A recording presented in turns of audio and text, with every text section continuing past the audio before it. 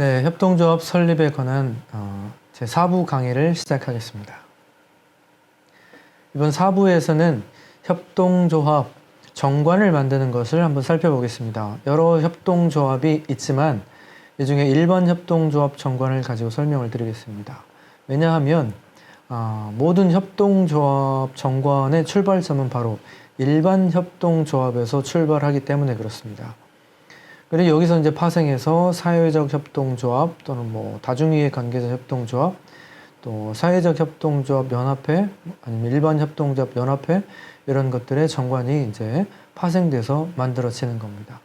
그러면 제가 설명드릴 때는 왼쪽 화면을 반으로 나누어서 왼쪽에서는 협동조합 정관의 작성 예시를 보여주고 오른쪽에서는 실제로 일반 협동조합 정관을 만들었던 사례를 같이 보면서 설명하도록 하겠습니다. 자, 화면 왼쪽에 보이시는 게 협동조합 정관 참고용으로 여러분들이 군이나 시의 협동조합인가 담당자를 만나게 되시면 받는 서류입니다. 그리고 오른쪽에 보이시는 거는 실제로 최근에 마을협동조합을 만든 실제 협동조합의 정관이 되겠습니다.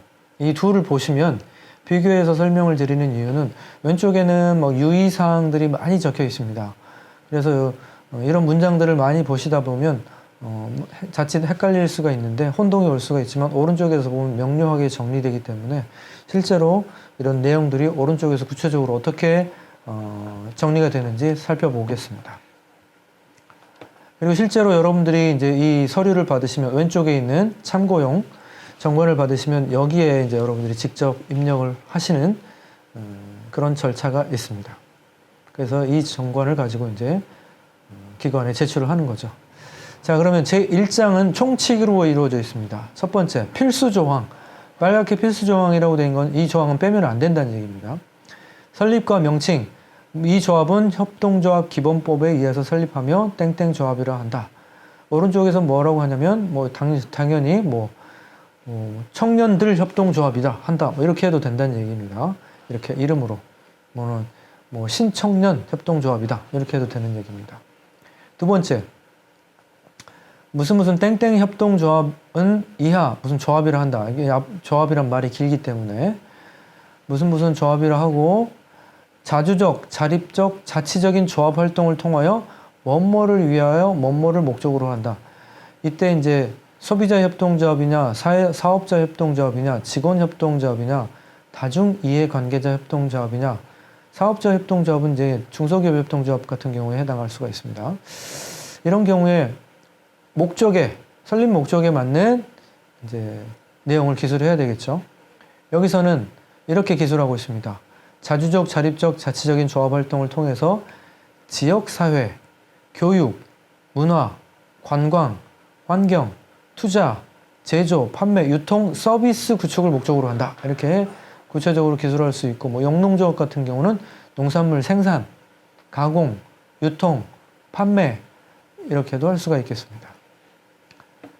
3조, 조합의 책무는 이제 두 가지로 파란 글씨로 써놨잖아요.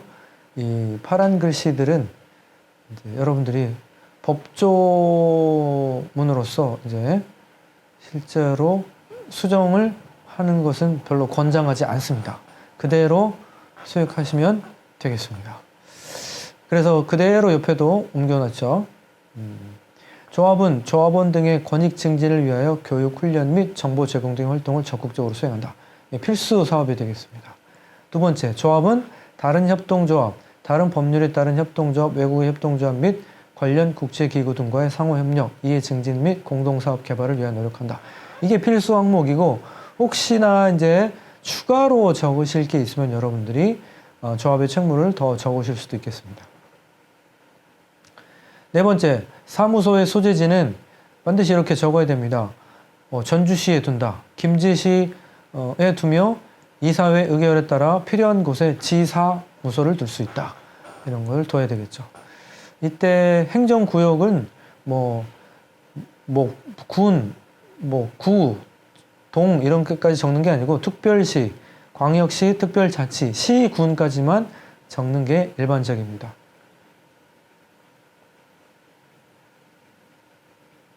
다음 5조로 넘어가게 되면 조합의 사업구역은 여기서는 전국으로 한다 이렇게 할 수가 있습니다.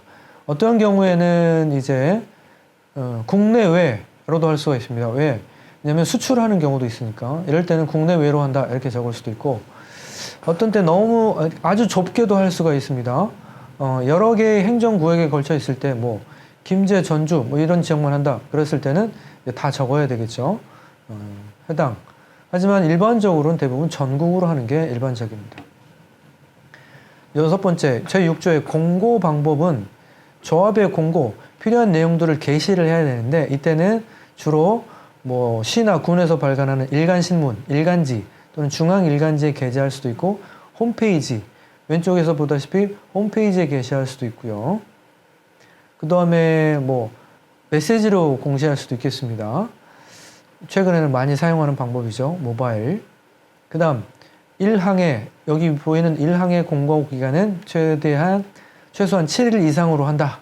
이런 내용들 필수 조항으로 들어가야 됩니다. 통지 및 최고 방법.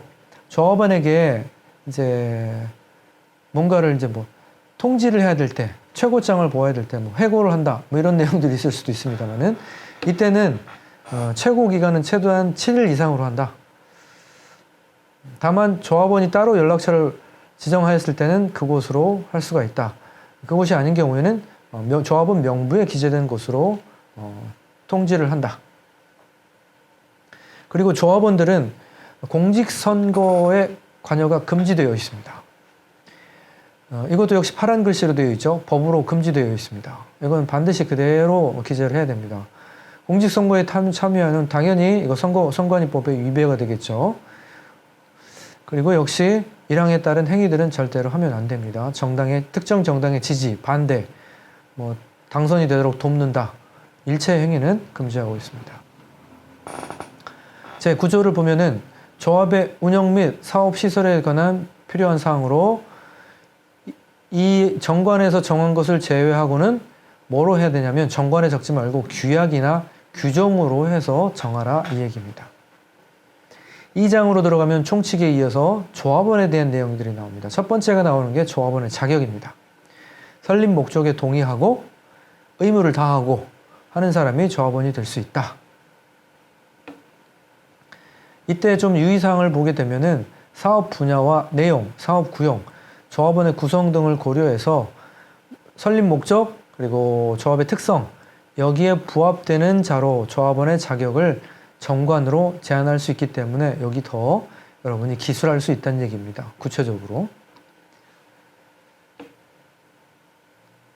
그 다음에 왼쪽에 보시면 사업자 협동조합의 경우에는 조금 더 조합의 설립 목적이 좀 더 구체적으로 들어갑니다. 이런 내용은 가이드라인에 있으니까 여러분이 읽어보시면 충분히 쓸 수 있는 내용입니다.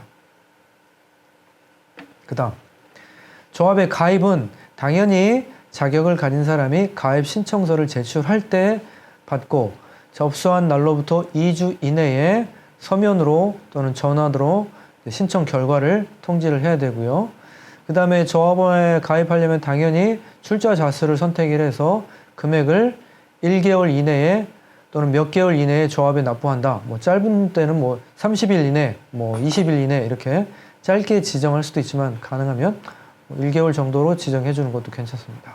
그 다음 파란색으로 되어 있어서 정당한 사유 없이 거절하거나 불리한 조건을 붙일 수가 없다. 이것은 자유롭게 가입과 탈퇴를 해놔라. 이런 조항에 따라서 그렇습니다. 조합의 고지 의무는 만약에 신청서 기재사항에 변경이 있을 때 또는 자격을 상실했을 때는 지체 없이 조합에 이를 고지해야 된다.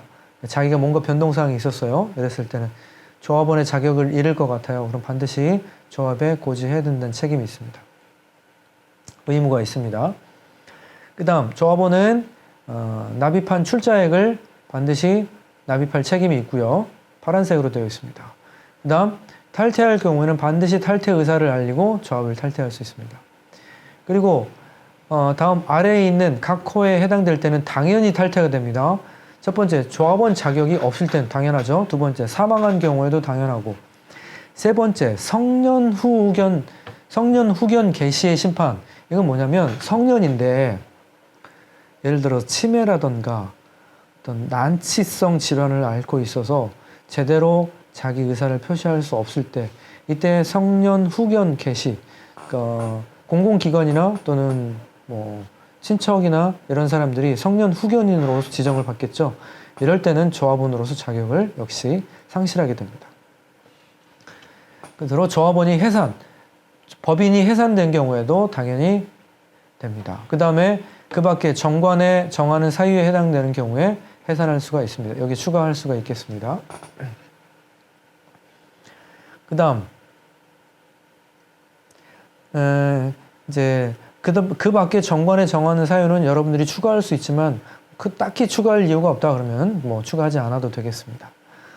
그 다음 제명의 경우에는 아래에 해당되는 경우에 파란색에 해당되는 경우에 당연히 제명됩니다.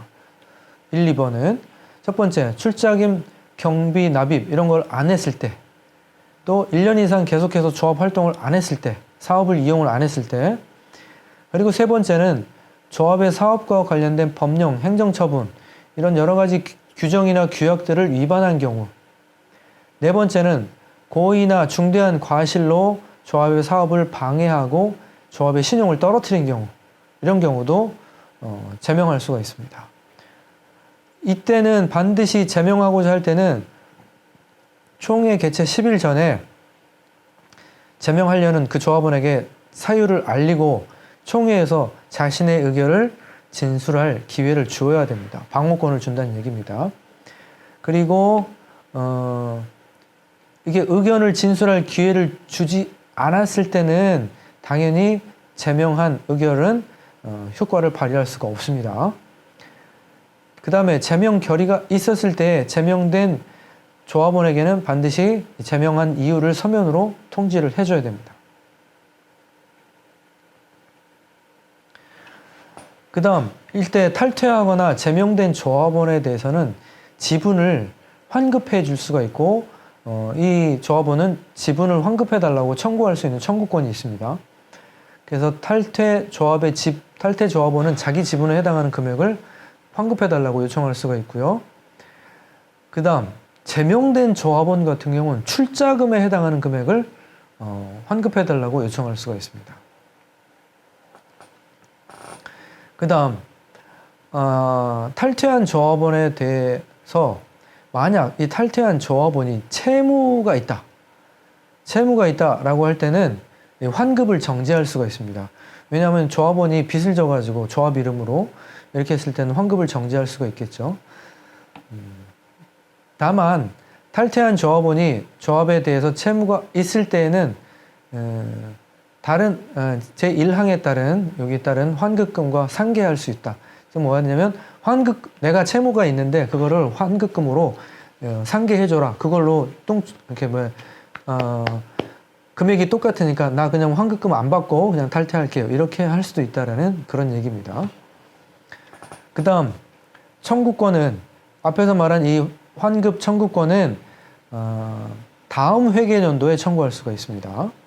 올해 바로 청구하는 게 아니고, 왜냐하면 올해 사업이 끝나야 청구할 수가 있다는 거고, 그 다음 이 청구권을 행사할 수 있는 날부터 2년간 행사하지 않았어요. 그러면 자동으로 소멸됩니다. 그 다음 탈퇴한 또는 제명된 조합원이 조합에 손실을 끼쳤을 경우에, 그랬을 경우에는 탈퇴한 조합원에 대해 이 손실액을 납입해달라고 청구할 수가 있습니다. 조합은. 자, 이렇게 조합원에 대한 내용들 쭉 살펴봤고요. 제3장에서는 출자금과 경비부담, 그리고 적립금에 대해서 살펴봅니다.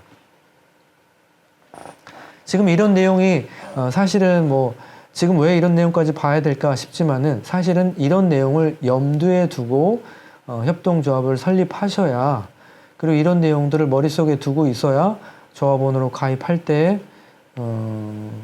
불이익도 없고 나중에 조합을 운영하면서 불만도 미리 없앨 수가 있습니다. 심지어 이런 경우도 있습니다. 조합에 가입을 하는데 내가 돈을 내야 돼? 출자금을 내야 돼? 이렇게 아주 기본적인 내용조차도 모르고 시작하는 경우가 있기 때문에 이런 부분들 반드시 알고 넘어가는 것이 필요하겠습니다. 일단 출자금을 보게 되면 출자는 조합원은 한 구자 이상의 출자를 할 수가 있고, 일단 한 구자의 금액은 여기서는 10만 원으로 한다 이렇게 얘기했는데, 원래는 뭐 두 구자로도 할 수가 있고 한 구자로도 할 수가 있습니다. 최소 그냥 한 좌로 하고, 출자 한 좌당의 금액은 뭐 10,000원, 10만 원, 20만 원 이렇게 할 수도 있습니다. 다음, 여기서 파란색으로 해놨죠. 한 조합원의 출자자 수는 총 출자자 수의 100분의 30을 넘어서는 안 된다. 왜냐하면 총 출자자의 100분의 30을 넘으면 전체 출자금의 30%를 본인이 하게 되잖아요. 그러면 어느 한 개인의 소유물이 될 수 있기 때문에 절대로 이 부분은 넘지 못하도록 하고 있습니다. 이건 법으로 정해져 있는 부분입니다.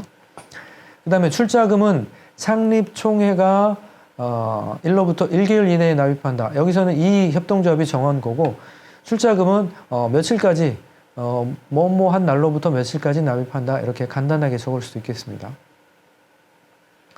조합에 납입할 출자금은 조합에 대한 채권과 상계하지 못한다. 이거는 법으로 정해져 있고요.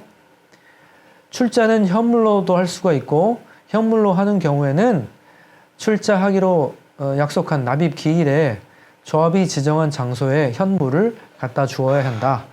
납입해야 된다. 말이 그런 뜻이 되겠습니다. 내가 뭐 컴퓨터로 또는 뭐 사무직기로 도와주겠다 했으면 조합에서 지정한 장소에 그 현물을 납입해야 된다라는 그런 뜻입니다. 자, 그 다음 출자 증서. 출자금을 냈으니까 당연히 출자 증서는 교부해야 되겠죠. 조합원에게 교부하는 출자 증서에는 이런 내용이 담겨 있어야 됩니다. 왼쪽에 똑같습니다. 조합의 명칭, 조합원의 이름, 성명 또는 명칭. 명칭은 여기서는 조합원이 개인이 아닌 경우 얘기합니다. 조합 가입 연월일, 출자금의 납입 연월일, 출자 금액, 출자 좌수, 발행 연월일. 그리고 조합의 이사장은 매년 정기총회 며칠 후까지 또는 며칠 전까지 지분의 출자 금액 변동 사항을 조합원들에 알려줘야 됩니다. 이 경우에 우편으로 할 수도 있고 전자메일, 이메일, 팩스, 휴대폰 문자 이런 걸로도 통지할 수 있다. 자기가 필요한 매체를 다 적어 놓으면 되겠습니다. 지분의 범위를 보게 되면은 일단은 조합원이 납입한 출자금이고 매 회계연도 총회에서 지분으로 확정한 준비금. 지분의 범위는 논란의 소지가 있기 때문에 정관이 여기다 명확하게 해야 됩니다.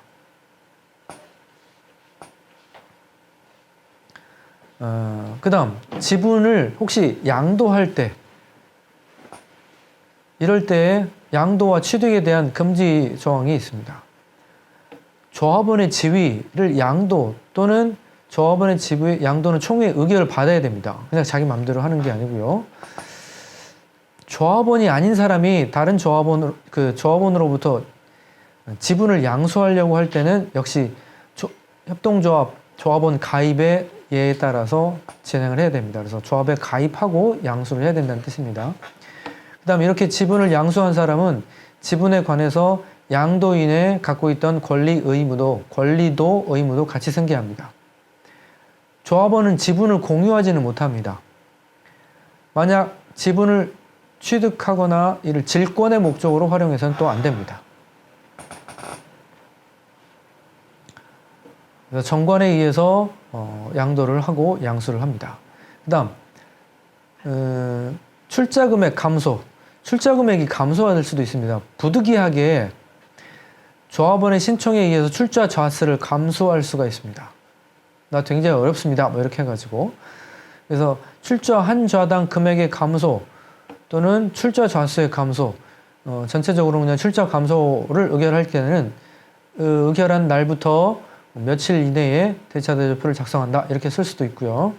또는 뭐 다른 내용으로도 사용할 수가 있겠습니다. 그리고 여기서는 14일 이내에 채권자에 대해서 이의가 있으면 서면으로 진술하라. 그리고 만약에 출자자 수를 감소했는데 이의 신청이 있으면 30일 이상으로 한다. 그리고 그 다음에 기타 절차는 별도의 규약으로 정할 수 있다. 그래서 이거는 정말로 부득이한 경우인데 조합원이 원해서 하는 경우 출자자 수를 감소시킬 수가 있는데 이럴 때는 반드시 신청 기간은 굉장히 30일 이상으로 주고 별도 규약으로 정하겠다. 이렇게 이 조합에서는 하고 있는 거죠. 자, 그러면 출자 감소 의결에 대한 채권자의 이의 신청. 출자자 수를 왜 감소하냐? 나는 그럴 생각이 없다. 이의 신청할 때도 역시 받게 되겠지만 이의 신청이 없으면 출자 감소를 해도 된다. 채권자가 이의를 신청하면 조합은 채무를 변제하거나 상당한 담보를 제공해야 됩니다. 자, 이런 것들이 담겨 있는데 이건 뭐냐면은 이 조항들은 전부 다 조합원의 자유로운 가입과 자유로운 탈퇴 이런 것 때문에 규정하고 있는 사항들입니다. 기타 조합에서 사용하는 경비, 사용료, 수수료는 이런 것들을 실비로 부과합니다. 기본 회비, 사무실 사용료 또 이런 것들이 있고 나머지 조항들은 이제 특별한 것들은 아니고 규약으로 정해서 당연히 앞에서 말한 것처럼 채권과 상계 못하고 이미 부과한 금액은 변경하지 못한다. 이런 내용들이 되어 있습니다. 자, 만약 과태금을 물린다. 예를 들어 조합원이 출자금, 경비를 자기 납입 의무 기한이 있는데 납입해야 되는 기한이 있는데 이때까지 납입을 안 한다. 일단 과태금 조금 더 추가로 추징을 할 수 있다는 얘기입니다. 그 다음에 법정 적립금은 매 회계연도가 끝났을 때 왼쪽에 보면 파란색으로 되어 있잖아요. 그랬을 때 일반 협동조합은 잉여금의 10분의 1 이상을 매해 적립해야 됩니다. 사회적 협동조합 같은 경우는 이게 10분의 30으로 파란색으로 써 있습니다. 그 다음에 법정 적립금은 손실금을 보전할 때 손실 보전에 충당하거나 또는 해산하는 경우에 이거 이외에는 절대로 법정 적립금을 사용하면 안 된다라고 여기서는 명시하고 있습니다. 대부분의 협동조합들은 이 규정을 그대로 사용하고 있습니다. 자, 그 다음에 법정 적립금 말고 임의로 협동조합이 임의로 적립하는 거는 잉여금의 그러니까 올해 회계연도에 잉여금의 100이라면 그 중에 10%를 임의로 적립할 수 있습니다. 그리고 이 임의 적립금은 협회가 조합이 운영하는 뭐 여러 사업, 교육, 특수 목적으로 지출할 수가 있습니다. 자, 그 다음에 의결기구인 총회와 이사회를 살펴보면은 총회에는 반드시 조합에는 총회를 두고 정기총회와 임시총회를 하고 이사장이 의장이 돼서 합니다. 만약 조합원 수가 200인을 넘을 때는 대의원 총회를 둡니다. 그래서 200인 미만은 대의원 총회 없이 그냥 총회와 이사회로 의결합니다. 대의원은 조합원 중에서 선출하고요. 만약 대의원이 퇴임할 때는 새로운 대의원이 선임될 때까지 권리와 의무는 그대로 상기합니다. 대의원 임기는 대개 1년 정도로 합니다. 그리고 당연히 선거를 통해서 선출합니다. 그 다음 대의원의 의무와 자격 상실은 이제 특별하게 대의원 소집 통지를 받았는데 정당한 사유 없이 계속 회의에 참석 안 한다. 또는 대의원 총회를 의사를 방해한다. 또는 명예를 실추시켰다. 신용을 훼손시켰다. 이럴 때는 당연히 자격 상실할 수 있겠습니다. 정기총회는 당연히 매년 회계연도 종료 후 3개월 이내에 1회 이상은 해야 됩니다. 임시총회는 아래에 해당되면 언제든지 할 수가 있습니다. 이사장이나 이사회가 필요하다고 할 때 또는 조합원 5분의 1 이상이 동의할 때 또는 갑자기 재산이나 업무에 부정한 사실이 있었다. 이런 걸 밝히려고 한다. 이럴 때도 할 수가 있고 총회 소집 절차는 총회 개최 최소한 7일 전까지 이사장이 목적, 안건, 일시, 장소 이런 것들 우편이나 전자메일로 조합원에게 통지해야 됩니다. 그 다음에 조합원이 뭔가를 제안하려고 할 때는 조합원 5분의 2 이상의 동의를 받아서 총회에 제안할 수가 있고요. 이거를 당연히 이사회에 보고해서 그 조합원은 자기가 제안한 내용을 설명할 수 있는 기회를 줘야 됩니다.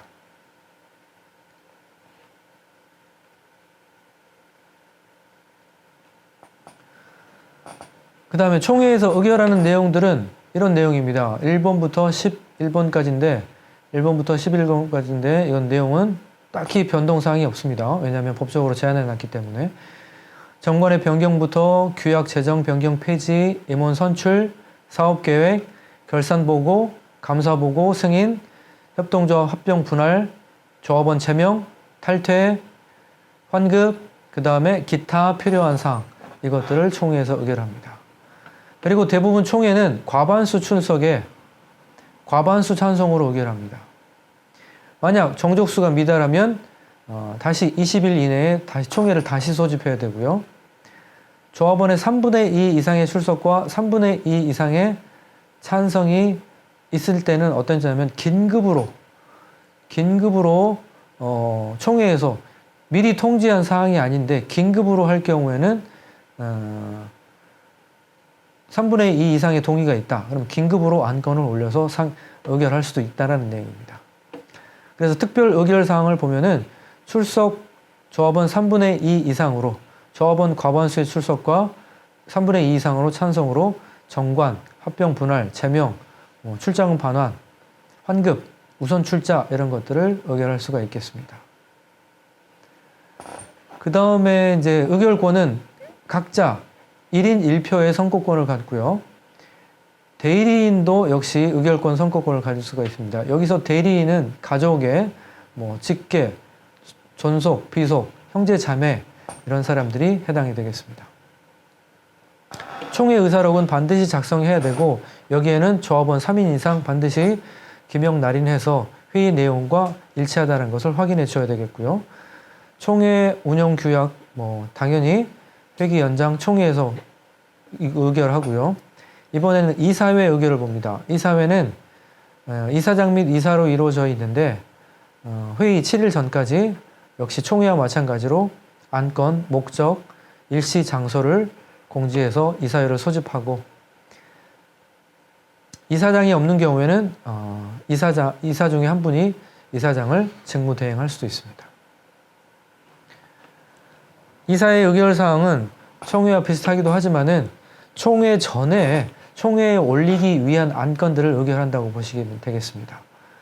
조합의 재산 및 업무 집행, 총회 소집, 총회 상정할 의안, 규정 개정, 사업계획 변경, 간부 직원 임면 승인, 기본 자산 취득, 처분, 그 다음에 조합의 운영에 대한 기타 사항들을 의결합니다. 그래서 이사회에서 의결하면 그 다음 총회에서 의결하는 그런 순서로 진행이 됩니다.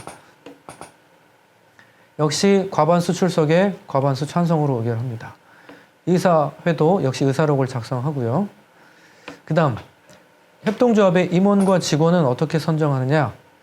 이사장 1명을 포함해서 최소한 3명 이상의 이사 그리고 2명 이내에 감사를 두는 게 원칙입니다. 그래서 이렇게 파란 글씨로 써 있잖아요. 여기서는 이사 그리고 감사 2명 이렇게 두는데 이게 가장 일반적인 내용입니다. 그리고 임원 중 이사회의 호선에 의해서 상임 임원을 줄 수도 있습니다.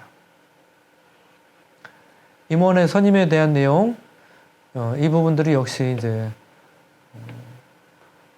이사 및 감사 총회가 조합원 중에서 선출한다. 당연한 내용이고요. 모든 내용은 대부분 총회에서 결정이 된다고 보시면 되겠습니다. 그 다음 역시 임원들도 선거운동에 개입할 수가 없습니다.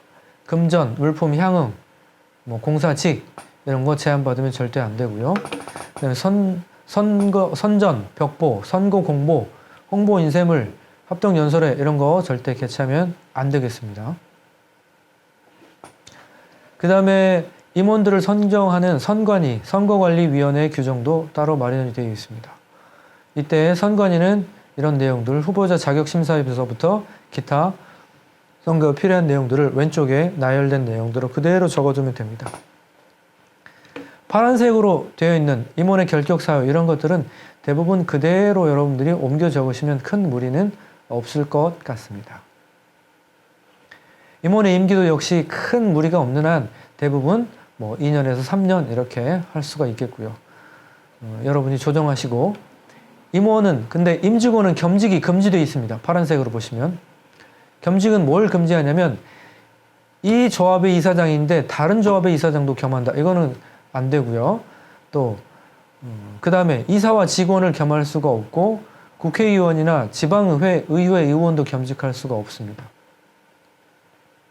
이런 겸직 금지의 조항이 있습니다. 협동조합이 왜냐하면 단체를 대표하기 때문에 겸직한다라는 것은 되게 금지하고 있고 특이한 조항이 하나 53조의 2인데 이사의 경업 금지입니다. 경업이라는 얘기는 여기서 경쟁 업종에서 일하지 못하도록 하는 거죠. 동일한 업종에 다른 회사의 임원이나 이사로 일하게 되면은 여기 굉장히 또 문제가 되겠죠. 그래서 경업을 절대로 금지하고 있습니다. 자, 그 다음 빠른 속도로 또 넘어가겠습니다. 이사회와 협동조합 간에도 거래를 할 수가 있는데 물론 이때도 역시 조합원 과반수가 의결한 경우에만 할 수가 있습니다. 그 다음 뭐 이제 감사가 연 1회 이상 조합원의 어떤 내용들을 감사해야 됩니다. 대부분 왼쪽에 보시면 전부 파란색으로 되어 있기 때문에 감사를 두고 감사가 조합의 운영에 대해서 전체의 운영과 예결산에 대해서 감사를 하고 때로는 이사장이 대표할 수 없을 때는 감사가 조합을 대표할 수도 있다라는 내용. 임원도 역시 필요한 경우에는 자기 직무를 해야 되지만 이 직무를 게을리하면 손해배상을 청구할 수도 있고 손해배상도 해야 된다. 이런 내용들을 담고 있습니다. 그 다음 임원의 해임은 조합원 5분의 1 이상 동의하면 임원을 해임할 수가 있습니다. 굉장히 작죠. 과반이 아니라 조합원 5분의 1만 되면 되기 때문에 조합원의 동의가 굉장히 중요한 내용이 되겠습니다. 자, 그 다음 이사장은 항상 조합 운영에 대해서 총회, 이사회, 의사록, 회계장부, 조합운명부 항상 비치하고 공개를 해줘야 됩니다. 자, 그 다음에 때로는 이 출자 내용들 운영에 공개할 때 있어서 파란색으로 해놓은 내용이 예를 들어 출자금이 30억 이상일 때는 우선 출자 발행일 경우에는 결산일로부터 4개월 이내 기재부 장관이 지정하는 인터넷 사이트에 올려야 됩니다. 그래서 규모가 적은, 즉 출자금이 30억 미만인 일반 협동조합은 인터넷 사이트에 이런 걸 굳이 게재할 필요는 없습니다. 하지만 출자금이 30억이 넘어간다 이럴 때는 기재부 장관이 지정한 인터넷 사이트에 이런 내용들을 반드시 보고해야 됩니다. 정관부터 밑에 이사회 활동까지도 전부 다 게재해야 됩니다. 자, 그 다음 6장의 사업과 집행 부분에 있어서 보면은 이 부분이 여러분들이 이제 실제로 쓰게 되는 내용이죠. 다른 협동조합과 달리 우리는 이러이러한 사업을 하겠다. 이 왼쪽에 파란색으로 되어 있는 여기는 필수 사업입니다. 1번과 2번에 해당하는 이 부분들이 쭉 다 이 협동조합에서 하게 되는 그런 사업들이 되겠습니다. 자, 그 다음 회계 부분입니다. 어떻게 보면 가장 중요하다고 할 수 있는데 우리나라는 대부분 1월 1일부터 12월 31일까지죠. 일반 회계와 특별 회계로 구분하는데 이 협동조합은 대부분 일반 회계를 합니다. 특별 회계는 뭐냐면 조합이 특정한 사업을 운영할 때면 규모가 큰 일정 규모의 특정 사업을 운영할 때는 그 부분만 특정 회계를 하고 특정 회계는 반드시 특정 회계 기준을 마련해서 보고를 해야 됩니다. 그리고 정기 초의 7일 전까지 결산 보고서는 제출해야 되고요. 예를 들어 회계를 했는데 손실금이 발생했다. 이럴 때는 미처분된 이월금이나 적립금, 임의적립금, 법정 적립금 아니고요. 임의 적립금에서도 해결이 안 된다. 그럼 법정 적립금으로 차례차례로 보전하는 절차가 있습니다. 그 다음 잉여금을 배당할 때는 여기서는 이 조합은 100분의 50 이상으로 잉여금이 전체 배당액의 100분의 50 이상이어야 된다. 이렇게 이용 실적 기준으로 하고 있습니다. 즉 무슨 말이냐면 실적 기준으로 배상하라는 얘기죠. 이용 실적. 출자금 기준으로 배상하라는 얘기 아니라 이용 실적 기준으로 50% 이상 배당해야 된다. 자기가 배당금을 받았다. 그럼 50%는 이용 실적에 따라 받는 거다. 이런 얘기입니다. 그 다음에 납입 출자액에 대한 배당금은 대신 10% 미만으로 줄여라 이 얘기입니다. 그래서 이 두 가지 항목은 결국은 이용 실적으로 50% 이상을 주고 출자 금액 비중으로는 10% 미만으로 부과 배당을 하라 이런 얘기입니다. 자, 그리고 이제 합병과 분할인데 해산하고 또 해산하는 절차는 민법 등 관련 법령에 의존을 합니다. 역시 총회에서 의결해서 해산하고 합병, 분할, 파산합니다. 그리고 만약 특별한 일이 없을 때는 이사장이 청산, 이 조합을 청산하는 청산인이 돼서 청산하고 자녀 재산들을 처리하게 됩니다. 자녀 재산은 당연히 조합원에게 분배합니다. 비영리 조합은 당연히 이걸 분배할 수가 없습니다. 국고로 환수됩니다. 또 필요에 따라서는 조합원들이 갖지 않겠다. 비영리법인에 또는 사회적 협동조합의 비영리법인에 마을에 기여와 증여한다. 이렇게도 할 수가 있겠습니다. 끝으로 부칙은 시도지사가 신고서류 수리가 완료된 날부터 시행한다. 이렇게 정해놨습니다.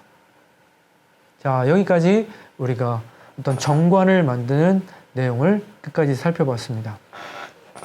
지금까지 이제 정관을 만드는 작업을 살펴봤는데 이 내용이 협동조합을 처음 시작하시는 분들은 지금 당장 필요하지 않다고 생각하실 수도 있겠지만 다시 한번 말씀드리지만 이 정관이 어떤 내용으로 만들어지는지 우리 협동조합은 어떻게 해야 되겠다라는 것들을 미리 생각하고 하셔야 실제로 협동조합을 만드는 과정에서 불협화음 없이 이렇게 매끄럽게 진행될 수 있다는 점을 말씀을 드립니다.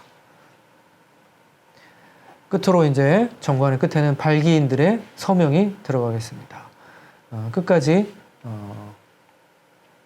강의를 들어주셔서 고맙습니다.